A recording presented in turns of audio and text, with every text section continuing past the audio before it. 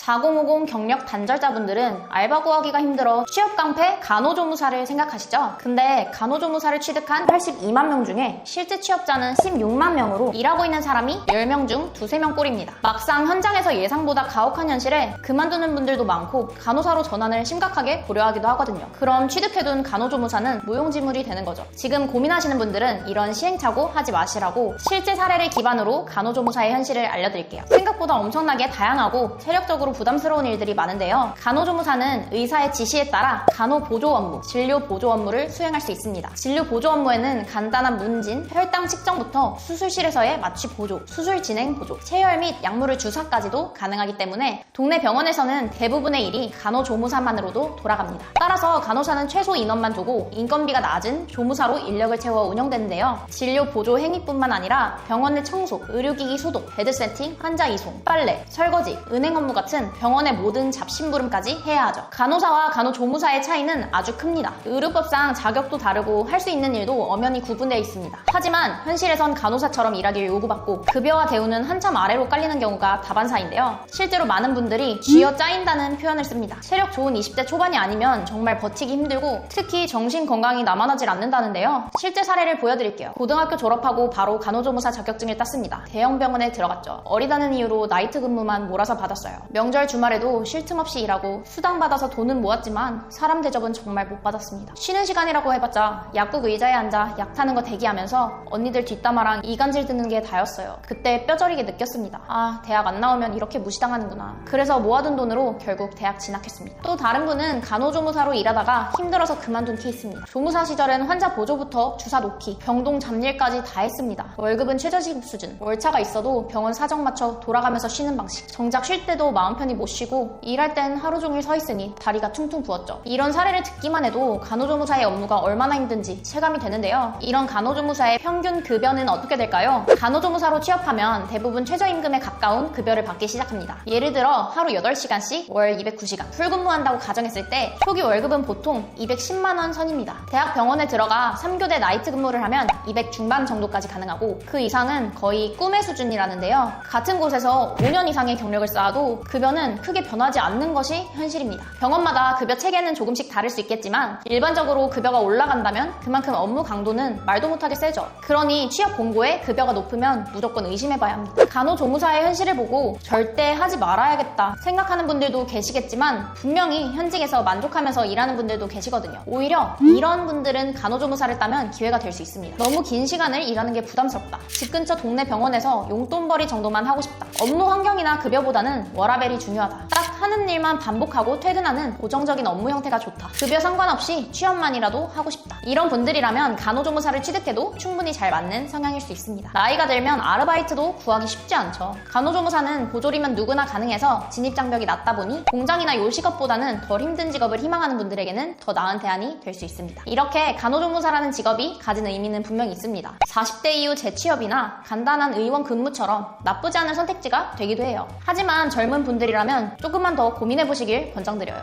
본인의 체력, 정신력, 그리고 미래까지 생각해서요. 간호조무사가 되려면 학원에서 교육을 5개월, 실습 6개월을 마쳐야 하는데요. 사실상 이 실습이 간호조무사의 현실을 뼈저리게 느낄 수 있는 시간이에요. 대체로 6개월 동안 무급으로 진행이 되거든요. 이때부터 힘들어서 그만두는 경우가 꽤 많습니다. 이런 간호조무사의 현실에 좀 더 전문성을 갖춰서 보상을 받을 수 있도록 간호사로 전환하려는 분들이 많은데요. 간호사도 간호조무사랑 똑같이 1년을 준비하면 간호대 진학이 가능하거든요. 물론 간호대에 가서 4년 동안 학교를 다녀야 하지만 간호사 국가고시는 96% 이상이 합격하고 있기 때문에 간호대에 붙어서 졸업만 하면 간호사가 되는 거라고 봐도 무방합니다. 장기적으로 보면 훨씬 더 미래 가치가 높기 때문에 간호사로의 전환을 고려하는 50대들도 늘고 있습니다. 여러분은 어떤 선택을 하실 건가요?